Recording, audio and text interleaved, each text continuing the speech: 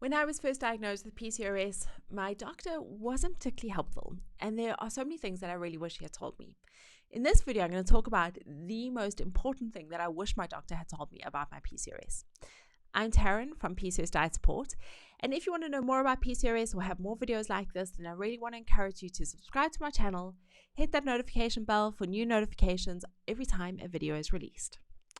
So what are the things that I wish my doctor had told me about PCOS? Well, let me take you back. Firstly, I was diagnosed with PCOS probably about 12 years ago, and I have to say that the experience was not a very positive one. I mean, I don't think getting diagnosed with PCOS is ever going to be a positive experience, but my doctor literally sat with me for about 7 minutes when she gave me my diagnosis. And at the time, I was really keen on trying to conceive. My husband and I decided we wanted to start a family. And she gave me two options: either go on the birth control pill, which doesn't help when you're trying to conceive, or be referred to a fertility clinic. So I went for the fertility route, obviously, because I really wanted to start a family. But I knew that it would take months and months and months and months and months and months and months to get an appointment. So that just left me feeling incredibly frustrated. Like, surely there has to be something that I could do to help with my own PCOS. So I spent many hours researching medical article after journal article, and I just dove deep into the world of PCOS. And what I want to show you is really what changed my life and what I absolutely believe helped me become a mom, helped me manage my PCOS symptoms over the longer term. And it really made me reframe the way that I think about PCOS. Because when I went to my doctor, I knew that there was a problem because I just hadn't had a period when I went off the pill. And I knew that there was a problem. And really my goal in going to her was to get some kind of medication to help me ovulate. That was my one thing, ovulate, get pregnant was kind of the thing that was in my head. So I knew about Clomid, I knew about metformin. That's what I was angling for. And I'm so glad that my doctor didn't prescribe either of those to me. I'm not saying that there was anything against them, but I do want to encourage you to look for alternatives. Now, I want to show you a piece of research that I stumbled across, and I can link to it in the description below if you would like to see it for yourself. I'm going to share this with you. Basically, what they did is they took a group of women with PCOS and they divided them into 4 groups. One group took Clomid, which, for those of you who don't know, helps to stimulate ovulation in women with PCOS. The other group took metformin, which is an insulin sensitizing drug, very often used in type 2 diabetes, but has been shown to be helpful in women with PCOS.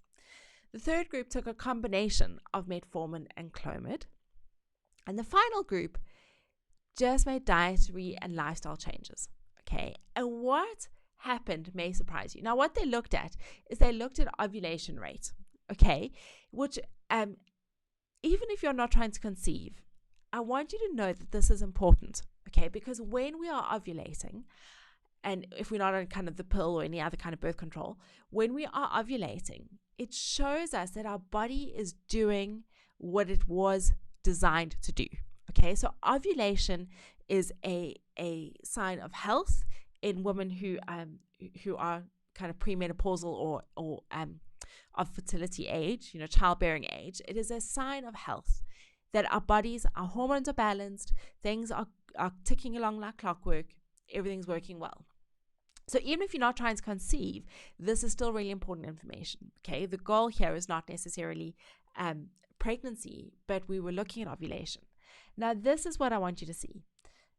I want you to see this chart. Now, I'm going to make it bigger and I'm going to cover my face so that you can see it, because I want you to see it super clearly, okay? So what I want you to see is that this is the research: lifestyle modification versus medical treatment with clomiphene citrates, that's Clomid, metformin, and clomiphene citrates, metformin, in patients with PCOS, polycystic ovarian syndrome. So the first column you'll see, I think it was 12.8% of women who took Clomid were able to ovulate. Then it was 14.4% of women who took metformin alone were able to ovulate. Look at this Clomid and metformin. This is the combination, okay? 14.8% were able to ovulate. Look how huge this is. Diet and lifestyle changes. 20% of women who purely changed their diet and lifestyle were able to ovulate with PCOS. That is ginormous, okay? That means that of those medications, so Clomid, metformin, the combination of Clomid and metformin, that shows that dietary and lifestyle changes are the most important thing that you can do for your PCOS. Making those all-important changes should be the first line of treatment. Now, you might be wondering what dietary changes, what lifestyle changes, and that is exactly what this channel is about.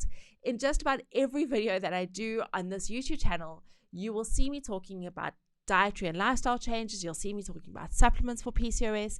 You'll see me talking about intermittent fasting. This is exactly what I'm all about, those dietary and lifestyle changes. So again, if you want to know more about that, then I do want to encourage you to subscribe, because this is where you're going to find a lot of that information. And in particular, if you're wondering particularly about dietary changes, I have done a video on the 3 foods to avoid if you have PCOS. I really want to encourage you to go ahead and watch that video. I will link to it. So go and watch that video and find out more about the dietary changes.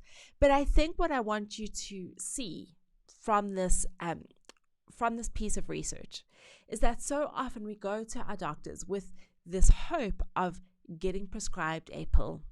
We go to our doctors either and we get prescribed birth control pill or metformin or spironolactone. And I'm not knocking those medications, because they do have their place. In some cases, they are helpful. I just don't believe that should be the very first thing that we do. The very first thing that we do should be looking at how the lifestyle that we lead, the exercise, the supplements that we take, our stress levels, and the things that we eat.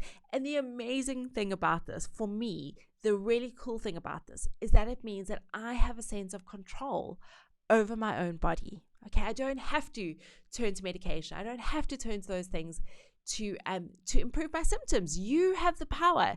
Every single time you eat something, it is an opportunity for you to heal your hormones. And I just think that is incredible. And I think that it puts the ball back in your court. It just gives you a better sense of control over your body and your own PCOS. So that is something really powerful that I really wanted to share with you. I will absolutely be sharing more about dietary and lifestyle changes. And if you have any questions around specific diets, the specific lifestyle changes, then please do leave me a comment below. And I'm really happy to address those in future videos. So thanks so much for joining me. Thanks for watching, and I'll catch you in the next video.